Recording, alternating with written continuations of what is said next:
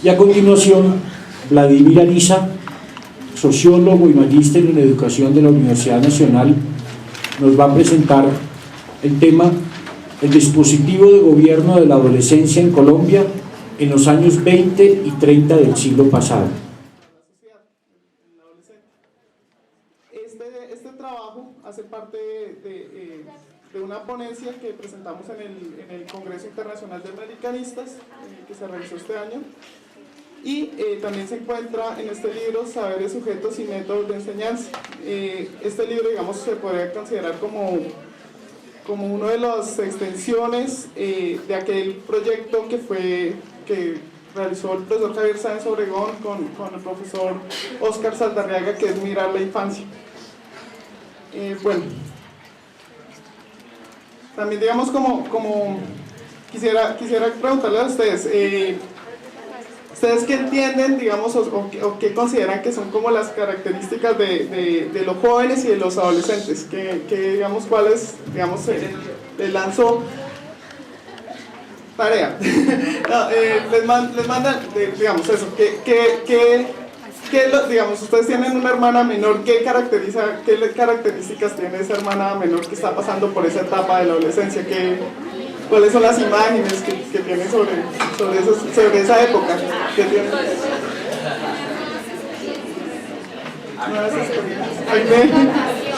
¿Ah?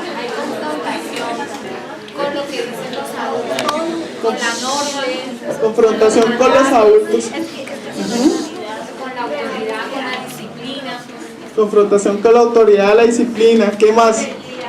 Rebeldía. Y por ahí derecho, digamos, se pasa un poco todo lo de, no sé si se les ocurre, lo de tribus urbanas, lo de culturas juveniles, ¿qué más? La música. Entonces, los apetitos. Ah, los amiguitos, o sea, eso aparecen los piquitos también.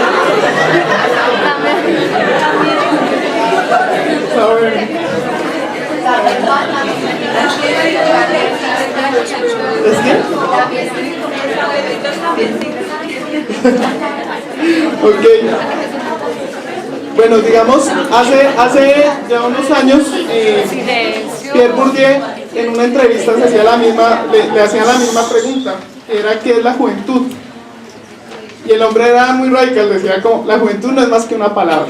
¿Y con esto qué quiere decir? Como que intenta precisamente, frente, digamos, a todas las nociones que se tienen de la adolescencia como algo que es natural, que pasa por procesos fisiológicos, por la pubertad, por el acné, por todo eso, pero señala, no, lo que nosotros conocemos que se llama juventud es una palabra, es una categoría, y es una categoría social, que lo que señala es una relación entre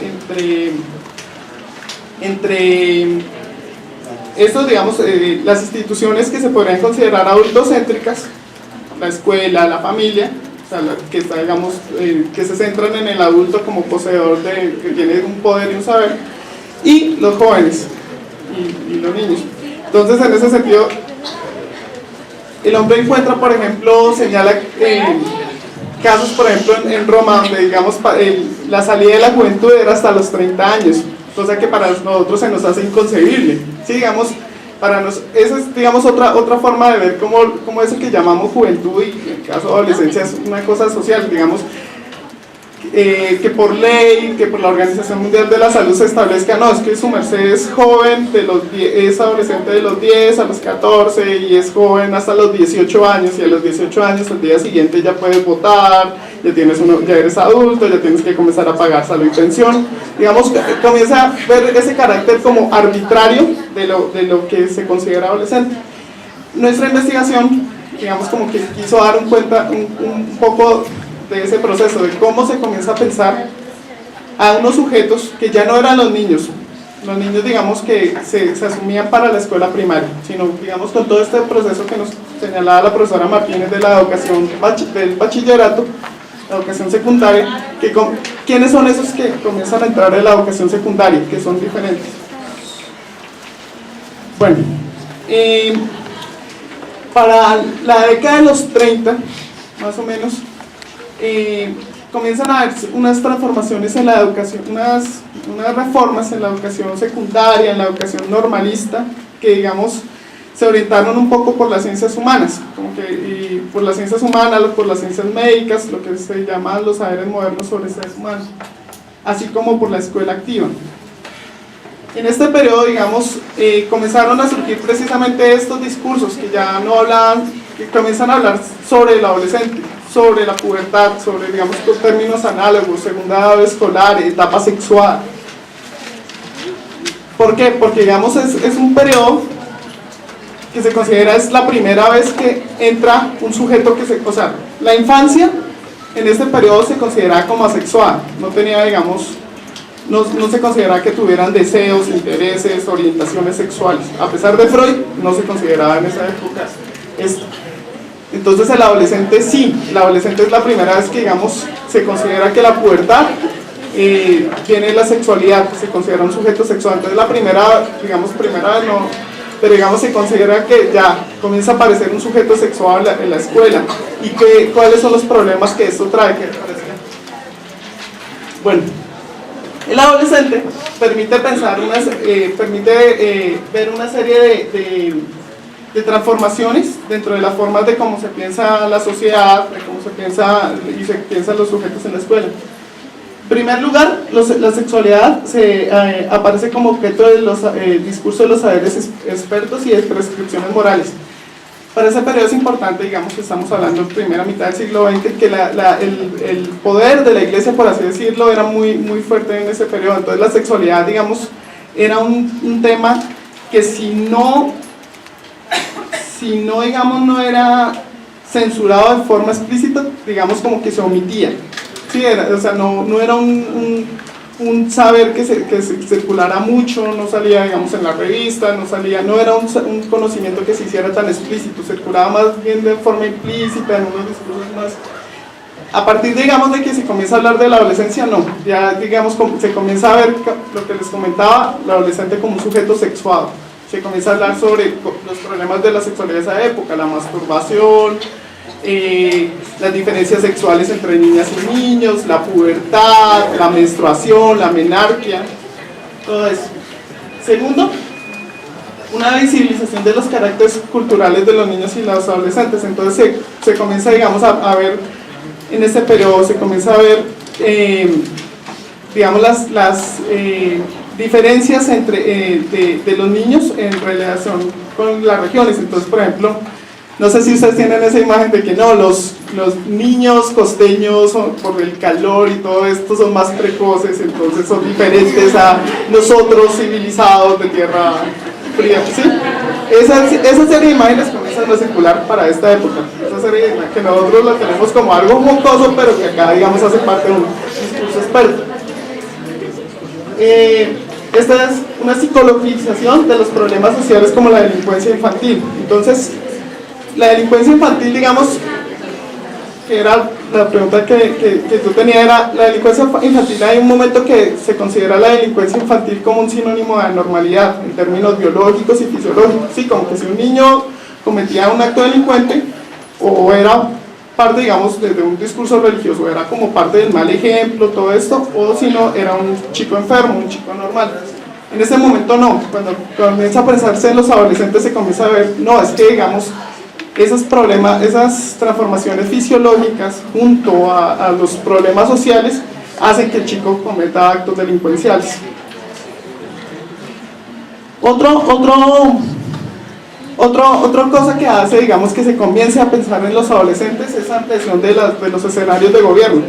Entonces ya, digamos, escenarios de gobierno, ¿en qué sentido? Digamos, antes el monopolio, por así decirlo, el lugar de formación de los jóvenes era la familia o la escuela, ¿sí? Digamos, para formarlos, para orientarlos, para gobernarlos, la familia y la escuela eran los escenarios. Aquí ya se comienza a pensar que no, a los jóvenes hay que gobernarlos donde se encuentran, y sobre todo a los jóvenes de los grupos populares. Entonces, en las calles, en los bares, si están entrando a burdeles hay que gobernarlos, ahí hay que hacer una serie de prescripciones y cosas así. El grupo de amigos comienza a verse como algo peligroso. Entonces hay que gobernarlos allá, no solo en la escuela de la familia, sino que hay que gobernarlos en esos escenarios en los que se mueven, y sobre todo, pienses en los jóvenes de las clases populares, piénsese, en ese momento actividades, por ejemplo, la pelea de gallos, piénsese el tejo, piénsese de las chicherías, piénsese de esos escenarios que hacen parte de esas regiones periféricas que se escapan de la forma del gobierno. Otra cosa, hay una intensificación decidida de los discursos en torno a las diferencias sexuales. Entonces, como les comentaba un poco, en la infancia se considera un poco, en algunos discursos se considera como asexual.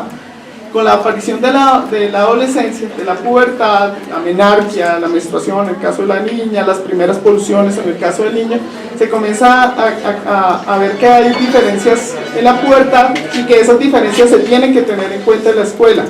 Entonces hay una serie de discursos muy fuertes en contra de la educación mixta, pues como señalaba la profesora Isabel Martínez,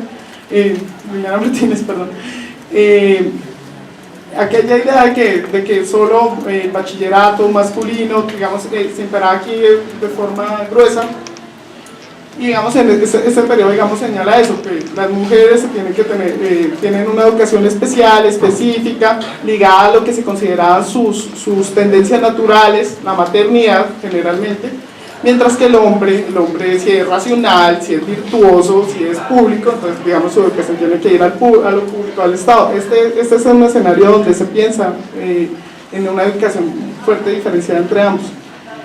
Y finalmente, digamos, una priorización en los colegios de formas de socialización frente a, antes, digamos, lo que aquí hay de nuevo en este último es que a los jóvenes, si los jóvenes están sufriendo una serie de transformaciones, no era solamente en la escuela, digamos en la escuela para adentro, que se iba a gobernar esa serie de tensiones e instintos sexuales que están emergiendo en esa época, sino que era necesario otras formas, otras estrategias de formación, y principalmente, que eso lo veremos más adelante, que es aquello del contacto con la naturaleza, que hagan actividades físicas para sublimar sus instintos sexuales. Este es el periodo que se piensa esa idea de la naturaleza como algo bucólico, que digamos en el niño, en el adolescente, en contacto con la naturaleza, frenaría esos instintos sexuales que aparecen de forma tan fuerte en esa época. Bueno, el segundo punto es regulación de la patología natural de la adolescencia. La adolescencia para este periodo, esto es un discurso de Tomás Cadavid Restrepo, del que ya nos hablaba el profesor Alexander. Señala, Tomás Cadavid Restrepo es una de las piedras angulares de cuando se comienza a pensar sobre los anormales en Colombia, así como también es cuando comienzan a aparecer las instituciones para los jóvenes delincuentes. Tomás Cadavid señala en un libro que se llama Escuela de la Pubertad: la adolescencia es un estado semipatológico. Entonces es un estado transitorio, que pasa por la normalidad, que aparecen estas serie de instintos sexuales que el joven no puede explicar, no puede comprender y mucho menos controlar. Entonces es un estado semipatológico, cuyo ideal sería lo más pronto posible que el adolescente salga de ese estado, lo más pronto. Entonces, a propósito de la adolescencia, Tomás Cadavid señala: la pubertad es quizá la época más seria en la existencia, implica una transformación absoluta, trae consigo una conmoción que se verifica directamente en el alma y en el cuerpo, y aún puede despertar enfermedades que permanecían latentes. Entonces la herencia surge imperando con todo el séquito de sus taras funestas. Un poco aquí la idea es que los adolescentes y sobre todo, digamos, los adolescentes de las clases populares, digamos, en estos discursos se señala algo así como que las clases populares son generalmente asociadas como a la enfermedad, que tienen pocos controles y todo. Cuando son clases, se suma esa noción de desconfianza de las clases populares junto a la adolescencia. Es un adolescente que o es anormal o es delincuente, de ahí no sale. Entonces, digamos, aparece esta noción como de riesgo sobre el adolescente y de la adolescencia como una etapa semipatológica. En particular en Colombia fueron, digamos, dos tendencias con las que se asoció de forma natural la adolescencia. Una es la introspección. Entonces la idea que los jóvenes en esta época de la vida son introspectivos, no hablan, tienen lo que señalaban allá atrás, que tienen desacato a la autoridad, no le hacen caso a los papás, no le hacen caso al maestro. Eso, digamos, ese punto genera diversos riesgos en la escuela. Uno de ellos, que es importante, es que es el miedo que el profesor Javier Sáenz lo ha descrito muy bien, que es el miedo a la introspección, el miedo a refugiarse, porque, digamos, para los maestros, para las autoridades, es como, ¿qué está haciendo ese joven consigo mismo? ¿Sí? Sí, digamos, es un punto invisible, la idea del joven introspectivo, que escribe, ¿qué está haciendo? Es un punto invisible para los pedagogos, para los maestros, es un punto invisible que es difícil de controlar. La introspección es un punto de difícil control. La otra tendencia que se asocia a esta época de la vida de forma natural es la extroversión. Entonces se pasa de una época introvertida, del joven introvertido, a una época extrovertida. Entonces donde ya el joven casi que pierde, y eso se señala en esta serie de discursos, el joven casi que pierde su personalidad por la de sus amigos. Entonces es la época que aparecen las pandillas, es la época donde aparecen las amistades exuberantes, donde su nivel de decisión individual se pierde por la de sus compañeros. Fuera de eso se dejan influenciar muy fácilmente, entonces son la época de delitos, de delincuencias, es toda esa serie de interpretaciones asociadas a la extroversión. Entonces eso era lo que les comentaba anteriormente.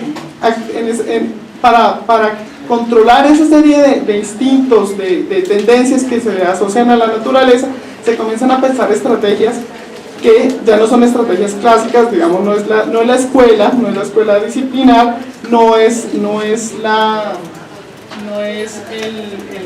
digamos, la cosa pastoral, no es, digamos, la relación del padre con el hijo, o ya son otros tipos de formaciones. Entonces es esto de las actividades físicas y el contacto con la naturaleza. Entonces la idea son dos, es orientar el desarrollo de las tendencias sexuales a partir de actividades como el juego, el deporte, las granjas escolares, el excursionismo. Esa es la época que comienza, digamos, como mucha fuerza aquello del escotismo, de los Boy Scouts y todo eso.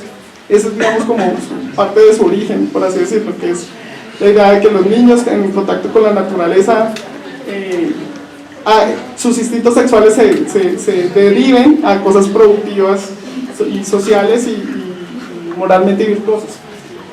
Y en ese sentido, esta serie de actividades tienen una función terapéutica. Entonces, digamos, si los adolescentes tienen estas tendencias sexuales exacerbadas, la idea es que se regulen, pero también tiene una función socializadora, que es, si el adolescente se encuentra por fuera de la sociedad en ese momento de la vida, a través de las actividades físicas, y eso, digamos, se ve mucho en una revista que se llama Salud y Sanidad, que la emitió el Ministerio de Trabajo, que señala, digamos, como que los niños tienen que aprender, por ejemplo, a usar el asadón, a ver el asadón, la pala, porque, digamos, en ese aprendizaje no es tanto para que aprendan a cosechar, sino que es que regulen su cuerpo, regulen su ritmo, ¿sí? Esa idea de la regulación, que es una de las piedras fundamentales para entrar al mundo productivo, para entrar a la industria, para entrar a trabajar. Esa es la idea. Entonces acá, digamos, está esta idea de los deberes sociales. Los deberes sociales se le hacen, eso lo habla el médico Claver Aguirre. Los deberes sociales se le hacen imperativamente obligatorios y las adquisiciones sociales deberán ser aceptadas por él únicamente cuando quiera estos elementos de adaptación que son necesarios para su existencia individual y colectiva, entrará de lleno estable en el periodo de la madurez. Entonces, el deber social, el que aprendan de esta serie de oficios, de trabajo, como el paso para que lleguen a ser maduros. Digamos, lo que les comentaba, la idea de que si están en un estado semipatológico, que intenten salir lo más pronto de él. Bueno, Además de la adolescencia permitió, como señalé anteriormente, permitió que se comenzara a hablar de la sexualidad de forma un poco más explícita. ¿Sí? Entonces, por una parte,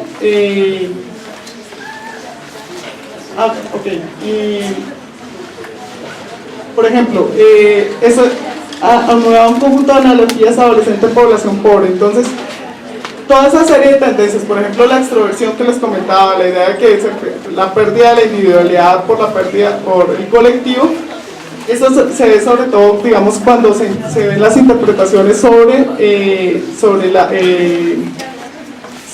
actos tales como el vandalismo, por ejemplo, el sindicalismo, digamos, en este momento se considera que muchos digamos, el acto de los sindicatos, de los movimientos obreros, todo eso son movimientos adolescentes. ¿Sí? Digamos, toda esa analogía. Otro ejemplo es, por ejemplo, en este momento, sobre el 9 de abril de 1948, el Bogotazo, se considera que eso, digamos, vino en parte por esa tendencia de los adolescentes a la extroversión, a su pérdida individual. Digamos, están esas interpretaciones sobre cómo el individuo se pierde por el colectivo. Este tipo de interpretaciones se presenta a partir de la problematización de la adolescencia. También, digamos, la sociabilidad del adolescente se comienza a problematizar, entonces ya lo que les comentaba, ya hay que comenzar a ver el grupo de amigos, dónde se la pasa, si está en los bares, si está en los burdeles, si está en las calles, se comienza a problematizar ese tipo de espacios. Y con ellos multiplicó los escenarios de gobierno y formación. Entonces aparecen ya las regulaciones sobre la ciudad, sobre las horas en las que deben estar los niños en la calle, sobre el alcohol, por ejemplo, que la prohibición del alcohol, esas cosas se comienzan a surgir en ese momento de forma muy fuerte. Entonces, en ese sentido, encontramos cómo a partir del adolescente se piensan formas de gobierno individuales con otras colectivas. Pensarse el adolescente permite, es una especie, nosotros lo denominamos como bisagra.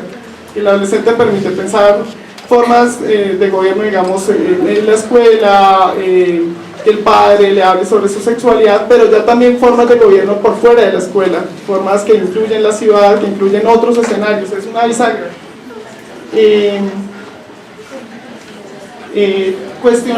El adolescente cuestiona la vida escolar, digamos, comienza en ese momento a presentarse sobre la homosexualidad en los internados, se comienza a problematizar en este periodo también, digamos, a partir de esa idea del peligro que era la extroversión, de la idea de los amigos, todo eso comienza a aparecer en este periodo.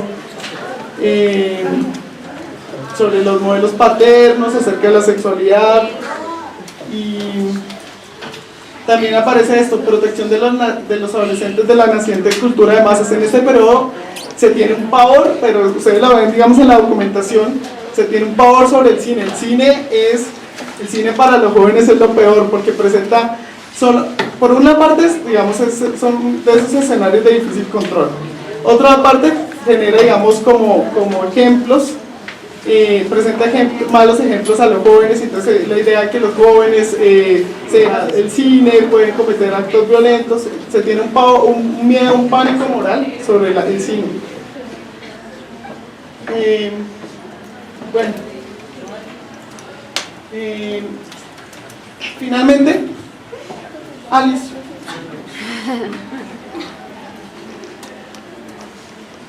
Finalmente, eso era lo que quería señalar. En las interpretaciones, también el adolescente juega un papel central en las interpretaciones acerca de la delincuencia, en el sentido que se considera que si el adolescente tiene esa serie de exacerbaciones, de transformaciones tan fuertes que él no puede controlar, que creció a un medio social que se consideraba peligroso, entonces que no tiene buenos ejemplos paternos, apareció en condiciones, creció en condiciones higiénicas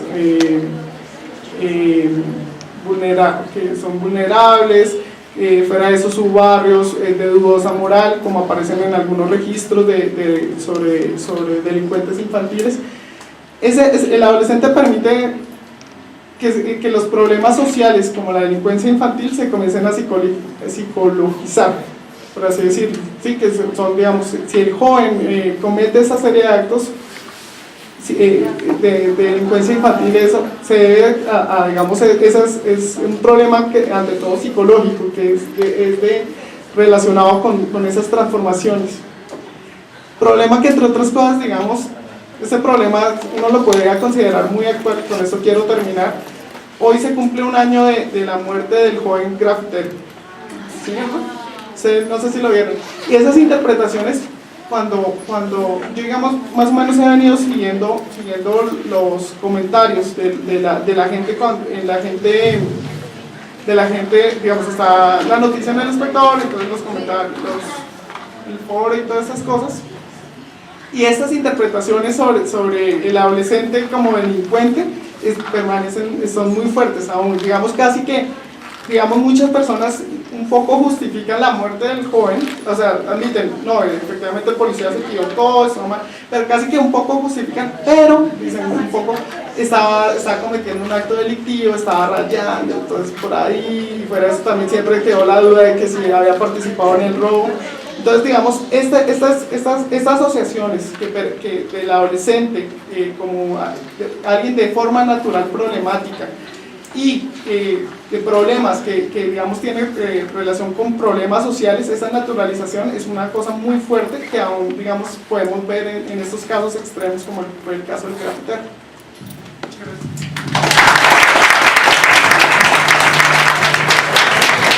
Muchas gracias a Liliana y a Vladimir. Fuimos un poco estrictos con el tiempo, pero es importante que haya también un espacio para preguntar, discutir, etc. Entonces, los invito a que nos volvamos a ubicar. Ubíquense ustedes, sobre todo. Yo voy pasando el micrófono a las personas que quieran intervenir.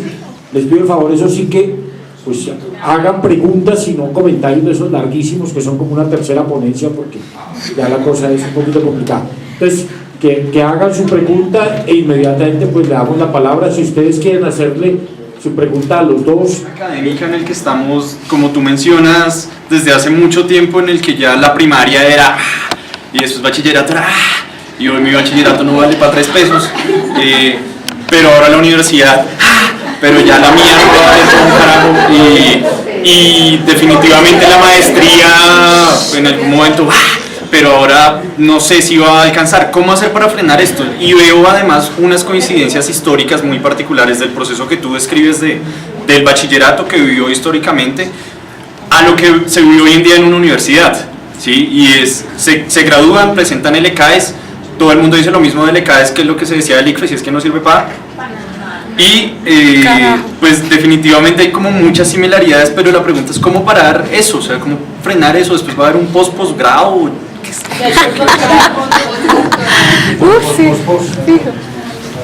¿Cómo frenarlo? No tendría la respuesta, y creo que si alguien la tiene se llena a plata. Creo que se podría decir que responde a un proceso cada vez más grande de profesionalización y especialización, y estaría más relacionado con el problema del mercado que con un problema donde tiene que entrar a negociar el proceso educativo. Para tu preocupación, el postdoctorado ya existe. Y sí, lo que tú dices, y si lo pude presentar, me parece que hice un muy buen trabajo. El proceso de la secundaria y del bachillerato que se vivió hasta la década de los 60 es muy similar a los problemas que se nos están planteando hoy en día con la universidad. Incluso la discusión de la reforma a la Ley 30, uno puede ver similitudes, no formas iguales, porque si no estaría haciendo algo anacrónica con lo que se discutía en el bachillerato. Vale, y para Vladimir, muy rápidamente, digamos que yo trabajo muchísimo con jóvenes, muchísimo. Me voy 5 días con ellos, fuera de sus papás, profesores y todo, y ahí hay una fuerza vital muy particular, muy particular. Yo trabajo en una empresa que se llama Mushaiza, y hemos encontrado en en esta etapa particular llamada adolescencia, como sea, algo muy particular que encuentro yo en mi licenciatura en educación básica, y es ese afán problematizador que en mi licenciatura moviliza, por ejemplo, este espacio, ¿sí? Pero digamos que no sé cómo plantear la pregunta, y es si tienen fuentes, tal vez con Rafael, ustedes, de elementos que se hayan acercado a esa fuerza vital problematizadora desde un acompañamiento. Un ejemplo es, por ejemplo, la investigación Atlántida, que Rafael en algún momento nos compartió. ¿Qué otros elementos de acercamiento, si me estoy haciendo entender en mi pregunta, pueden haber? Hay unas investigaciones como que se acercan a la adolescencia, no sé como qué otros medios explorar, o si conocen. Sí, para no hablar del adolescente objeto de investigación, pero allá lejos, sino que se hayan metido en otra perspectiva epistemológica. Yo sí quiero articular la pregunta a lo que él plantea, pero en la época. Y es, sí, yo he tenido un interrogante cuando uno mira este periodo en relación con el movimiento socialista, mariacano, etcétera, en la década del 20, y la participación de jóvenes no escolarizados que se empezaron a formar en las calles, pero que si bien eran de barrios populares algunos, otros eran de la emergente clase media y demás, y ahí existiera, no tal vez como pregunta, si ahí existía más bien lo que te lo leí, si encontraran en la investigación registros, archivos, indicios de acercamientos a la juventud de los movimientos socialistas en Colombia, y otra forma de configurarse la adolescencia en relación con el Estado, la familia y la escuela. Cuando uno mira, por ejemplo, en Argentina existieron pedagogías anarquistas y pedagogías socialistas, en donde los jóvenes de los procesos migratorios, la tercera ola de migración europea, lo que hizo fue potenciar ese proceso de educación y de pedagogía y la democratización. Acá, pues nosotros nunca tuvimos unas olas de inmigración, pues, a pesar de quererlo los de la escuela defensiva y demás, inyectarnos sangre blanca para purificar nuestros cuerpecitos indios y demás, y más allá de intentar hacer una política de Estado y algunas experiencias que tuvimos en la década del 40, eso nos llevó a mucho. Entonces hay unos fenómenos sociales que para el caso de otros países en la región de América Latina implicaron ver de otra manera a los jóvenes. La pregunta, porque se conecta fuertemente con eso. O sea, hoy vemos en los estudios de América Latina sobre las juventudes, las identidades juveniles y demás, la juventud como un movimiento, fuerza vital que puede transformar. No es la peligrosidad, lo vimos con la MANE, pero Chile, recuerden que hace pocos días salió la película La educación prohibida, sí. Es un estado por pelados. ¿Sí? Y muy buena, está en YouTube. Sí, está en YouTube completica. Entonces hay otra manera, pero la pregunta es si para el caso colombiano, la década del 30 y demás, lo encontraron. Si no, pues, o de aquí para allá, o sea, o lo que haya, sí, para buscar. Bueno, con respecto a la primera pregunta, no sé si la entendí, si la entendí bien, pero digamos, lo que sí me he dado cuenta es que hay una especie, y eso no lo digo yo, eso lo he dicho muchas personas, pero lo voy a usar. Hay una especie de como desplazamiento de la noción de adolescencia por la de joven, y eso tiene su explicación, tiene una fuerte. La noción de adolescencia sigue teniendo todos estos rasgos fisiológicos, biológicos, todavía tiene, digamos, como esa serie. El término joven, y sobre todo, digamos, en este caso, en Colombia tenemos no sé si conocen la revista Nómadas de la Universidad Central, que ya le apuestan no a hablar sobre adolescentes, sino sobre jóvenes, porque los jóvenes ya implica una mirada, por así decirlo, sociocultural. Y entonces, digamos, ya en esa revista se comienzan a ver otras experiencias, algunas siguen siendo como una metafísica social, en el sentido de que te hablan así como si las tribus urbanas fueran la quinta esencia, pero hay otras cosas que ya digamos que son experiencias valiosas sobre jóvenes, entonces de pronto por ese lado, pero digamos si uno puede ver ese desplazamiento de la noción de adolescencia en serio ya se está dejando atrás, o sea, digamos como que casi que se está volviendo políticamente correcto, o sea, en vez de anormalidad, ¿cómo es? Anormalidad marginal, aquí sería como de adolescente jóvenes, ya es, digamos, para dar cuenta de esa serie de dinámicas.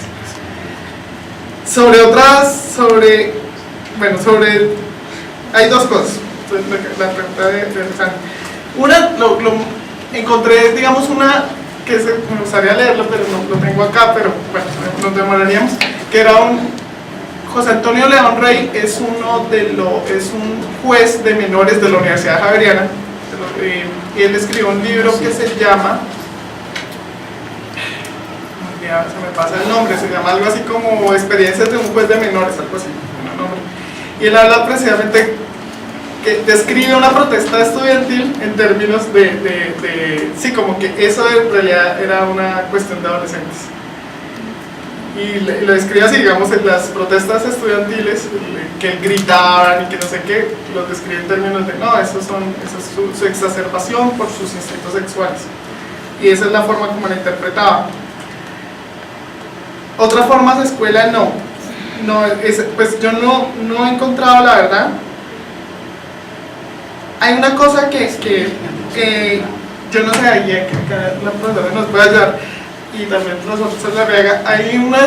Aquí en Colombia se intentó implementar, tengo entendido que después de la primaria se intentó implementar una cosa que se llamaba las escuelas complementarias, que eran 2 años y debían hacer como unos ciclos, cosas técnicas por ese estilo. Tengo entendido que fracasó. O sea, en realidad, digamos, las escuelas complementarias no fueron obligatorias y el Estado no daba plata, sino que daba como una cierta independencia en las regiones. Las regiones pues no tenían dinero, entonces jamás se implementaron de forma fuerte. Pero digamos, sí se implementaron. Bueno, y esas escuelas complementarias, digamos, como parte de los discursos que argumentaban su necesidad de expandir la educación primaria, era precisamente por la adolescencia. Entonces, digamos, la idea sería ver de los departamentos esas experiencias de escuela complementaria que se intentaron implementar para la época. Tengo entendido que fracasaron, que esos 2 años posteriores no tuvieron mucho éxito, pero no sé. ¿Alguien más? Yo tengo una pregunta. Pues, según lo que usted está planteando, ¿Todos lo están escuchando? sí. En el caso de las manifestaciones que son solamente un estímulo de la adolescencia, hemos visto muchas a lo largo del mundo. Me quiero centrar en una que realmente me gusta mucho, que es el Mayo francés. ¿En qué punto se vuelve locura adolescente? Y en realidad, ¿en qué punto cambia esa locura adolescente y se centra la juventud en luchar por lo que realmente es importante? En el punto del Mayo francés fue que ellos empezaron a luchar por lo que les pertenecía, la educación, y el señor de Gaulle pues simplemente hizo lo que quiso cuando ellos estaban luchando por lo que les pertenecía. Entonces, ¿en qué punto cambia su visión de adolescente? Solamente es irreverencia y se vuelven adultos por un momento para luchar y lograr cambiar una nación y contagiar otros sectores, porque no solamente fue el estudiantil, sino el obrero, los trabajadores, todos empezaron a luchar, pero el inicial ideal fue de los estudiantes, por su educación. ¿En qué punto cambia esa visión? Bueno, insisto, o sea, las interpretaciones, o sea, no, digamos, eso era como las autoridades interpretaban lo que estaban haciendo, no es tanto, digamos, lo que en realidad pasaba, sino era como lo interpretaban. Entonces, para ellos, digamos, yo creo que había muchas, no sería, digamos, loco pensar, yo sería seguro que, por ejemplo, la protesta de las bananeras y su posterior matanza, yo creo que fue interpretado un poco como cosa de adolescentes, ¿sí? O sea, es la forma como la autoridad se presenta para interpretar. No sé lo de mayo del 68, pero me hiciste recordar una cosa. De Gaulle, tengo entendido, no sé, y de pronto alguien sepa más, es que a mí me llegó fue por chisme. Dijo algo así como que en una entrevista o algo, dijo que usó una expresión en francés que no sé cuál es, pero que eran unos mojacamas. Que estos jóvenes que hacían esto eran unos mojacamas, entonces también, digamos, como, sí, finalmente también se usó, deslegitimó, por así decirlo, o interpretó ese movimiento a partir de nociones como muy de adolescencia. Pero por lo menos porque la manera en que, o sea, obviamente la política va a tratar de minimizar, por decirlo de una manera, como la importancia del movimiento, pero si fuese tan transparente para él, fuera solamente mojacamas, entonces ¿por qué se esconde? Entonces, ¿por qué en el punto donde tuvo que dar la cara simplemente se escondió y no dio lo que era con su posición como ministro, sino simplemente evadió lo que estaba pasando? Y cuando le meten letreros y le convocan a medio país, entonces no fue simplemente un movimiento adolescente. ¿Qué más? Bueno, en relación de lo que pues la profesora dijo, sí me escuchan, de que nos podía servir el bachillerato, y pues en relación con lo que hablaban de los adolescentes, que pues es una etapa donde uno empieza pues a pensar diferente, a cuestionar las cosas que le dicen los demás, a decir, a tomar sus propios ideales y crear su propia filosofía, si podríamos decirlo así. O sea, yo quisiera preguntar si hay algo que pueda hacer como que hacer interesante la educación, porque es que hay momentos en que, bueno, si la escuela pasa al colegio y pues bueno, uno ya empieza, bueno, ya octavo, ya uno dice, no, pues, por ejemplo, yo no me he movido en un ambiente de ciudad toda mi vida, entonces las personas como que ya después del colegio ven como esto hasta ahí, y más si el colegio tiene un técnico que les dicen, mire, si usted es técnico en, no sé, en tales cosas, entonces usted puede trabajar en esto y ya, en eso se olvida la universidad. Pues ahorita todo el mundo, pues mucha gente que dice que el colegio es una universidad, pues ya no es muy válido que digamos, pero sin embargo si lo vemos desde otro contexto social, el bachillerato se convierte como hasta ahí, ya como que ya la universidad como que va a ser lo mismo, y pues hasta ahí. Entonces pues yo quisiera preguntar si hay alguna cosa que, digamos, hacer cambiar, digamos, como si hay algún método para hacer cambiar, como para hacer ver que la educación de la universidad es importante, y más allá de la universidad, una especialización, un posgrado, algo así, porque pues la mayoría de gente lo ve como que no, pues eso va a ser lo mismo. Entonces pues Pregunte si existe alguna forma de cambiar el pensamiento para ingresar, que todos deseemos ingresar a la universidad. Piensen que es importante. Piensen que sí. Para que la gente cambie el pensamiento de que hasta el colegio y para que la universidad así todos hacen igual. sí, pues ya como para motivar. Sí, creo que la mejor pregunta es si es alguna manera de hacer interesante la educación. Exacto. Vuelvo y digo, el que responda a eso se llena. Pero yo creo que una de las cosas interesantes que nos ha mostrado, o que me mostró a mí esta investigación en relación con el bachillerato, es que no siempre ha funcionado como está funcionando ahora. Eso quiere decir que puede cambiar, o podemos... Existe la opción del cambio. Realmente yo creo que hoy en día mucha gente considera que la universidad es importante, pero no todos tenemos acceso a la universidad. Y uno de los problemas que tenemos es que la educación secundaria no nos da otras alternativas distintas, y lo que está buscando el gobierno, bien mal, es un cambio en ese modelo educativo.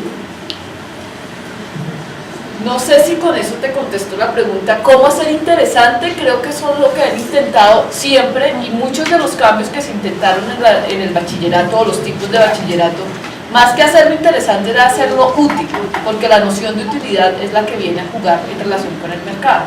Pues mi pregunta va más que todo orientada porque pues lo que he aprendido hasta ahora es que pues antes era pues los que podían entrar, que eran los de, digamos, las clases altas, ellos tenían la educación, y pues era interesante, ¿sí? Y pues mientras han hecho como reformas, se han ido cambiando la educación como para que sea accesible para todos, y también pues que hayan otros campos de conocimiento o así, que hayan hecho nuevas reformas, digámoslo así, para cambiar ese tipo de educación, pues se ha ido como deteriorando, ¿sí? Y pues realmente son muy pocas las personas que pueden llegar a digamos, bueno, sí, un problema también puede ser la parte económica, que todos no todos podemos entrar a la universidad y todo eso, pero pues aún así el nivel académico de bachillerato pues no es muy alto, ¿sí? En relación con otros lugares. Tenemos 3 personas que han podido pagar. 1, 2... ¿Quieres con relación a lo de ella? Pues es como un apunte de hacer... Muy breve, y No, entonces sí, hay 2 personas entrando al colegio. Ahora hay muchos colegios oficiales que lo que hacen es que en el último año, el último semestre, le hacen práctica en universidad, justamente para eso, para poderlos incentivar en entrar a una universidad. Y la hacen en universidades públicas, la pedagógica, la nacional, la distrital. Eso. Ya. Sí, A ver, 1 y 2 preguntas. ¿Cómo interpretar la resistencia del sistema educativo a escuchar a sus propios estudiantes cuando quizás esté allí el éxito, estén las pautas o el secreto o los elementos del éxito de su propia propuesta educativa? Le tocaron todas las preguntas para que quiere ser millonario, aproveche. Yo creo que el sistema educativo está diseñado para no escuchar a los estudiantes, y creo que en el momento en que los escuchemos dejaría de existir el sistema educativo que tenemos ahora. Eso implica que tendríamos que cambiar muchas de las estructuras que tenemos, que se ha graduado, la primera noción de maestro que tenemos, donde el maestro es el que sabe y el estudiante es el que tiene que repetirlo, y parte de la lucha o de las discusiones que se están dando hoy en día con las nuevas pedagogías está pensado en eso. Hay un texto que yo empecé a leer alguna vez con el profesor Pineda que se llama El maestro ignorante de Rancière, que nos pone en evidencia eso. Pero creo que en el actual sistema educativo, del que yo vengo hablando, que se forma cuando se saca el decreto de bachillerato y regulado, el estudiante no tiene voz. Y está diseñado para eso. Y en eso ha sido un éxito. No, pues mi pregunta va como en dos sentidos. Bueno, son dos posiciones que construyen, una desde el aspecto como la construcción de escuela en un periodo determinado del siglo XX, mediados del siglo XX, lo que se ha configurado en el siglo XX. El otro aspecto que se toma y que toma Vladimir es el aspecto social, el joven, el sujeto, en una conformación fisiológica y social. Entonces mi pregunta va, usted como profesora que ha estudiado la parte institucional, ¿cómo ve el joven de esa época? Y usted que ha estudiado la parte del joven, ¿cómo ve la institución en esa época, en ese periodo de la... Está interesante. La palabra a la Para que todo se...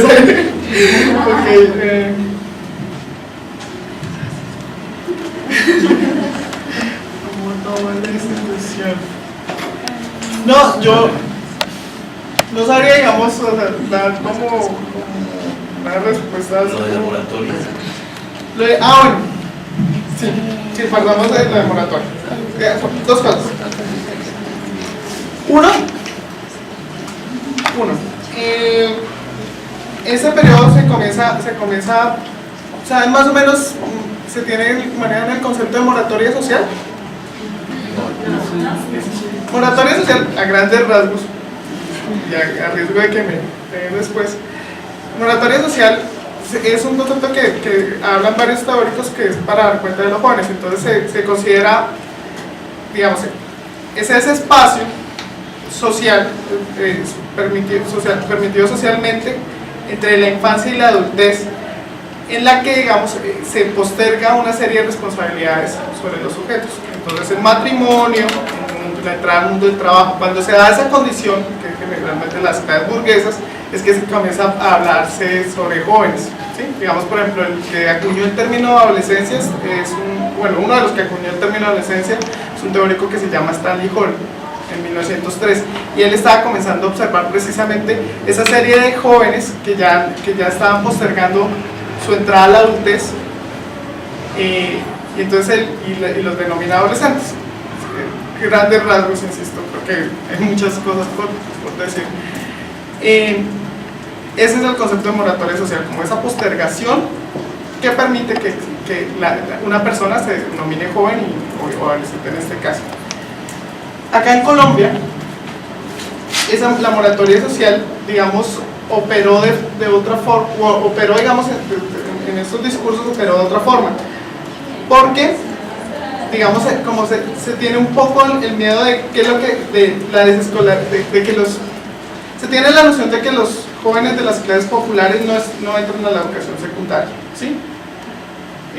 Pues porque no tienen los recursos económicos, entonces, digamos, si son adolescentes, son problemáticos, si no están yendo a la escuela, se tiene como esa noción. Entonces acá comienzan a aparecer unos discursos que es la moratoria social no como una opción de vida, no como esa opción, sino como una obligación. Entonces, como una obligación sobre que los jóvenes no entren a trabajar de forma temprana, porque digamos en los trabajos de las clases populares, sobre todo por ejemplo acá se habla mucho de los emboladores, los emboladores, como esos trabajos que son de los jóvenes de las clases populares como una entrada para que ellos cometan crímenes, ¿sí? Los que venden boletería, los que venden billetes, los que venden esas cosas, digamos, se tiene una desconfianza radical sobre esos trabajos de los jóvenes en las clases populares. Entonces, digamos, como que hay un intento, no está todavía la educación, digamos, como ampliación, la educación secundaria, pero sí, digamos, como que hay esta noción de que, ojo, padres de familia hagan lo posible porque los jóvenes estén en la escuela. Entonces, es una moratoria social como obligación. Y lo otro, pues digamos, esto que comentaba, aquí se comienza a pensar formas de educación dentro de la escuela, pero que no son, digamos, disciplinar, o sea, no son disciplinar, no se hacen dentro de un escenario cerrado. Entonces, digamos, el contacto con la naturaleza, que los jóvenes vayan al campo, que hagan paseos, que hagan excursionismo, que hagan oficios, lo que les digo de las cuestiones agrícolas, todas, digamos, se piensan estas otras formas que son la educación escolarizada, pero no en este espacio de encierro, entre otras cosas porque se considera, eso es muy chévere, que solo en esos espacios digamos, hay varios discursos que dicen como que el joven en escenarios disciplinarios puede ser hipócrita, por así decirlo. ¿Sí? Pues digamos como que puede decir que hice mi tarea, no sé qué. Su verdadero yo, ese interés de los pedagogos solo se mostraría en esos otros espacios, cuando no son tan vigilados, cuando no. Entonces esa sería como la escuela que se estaba...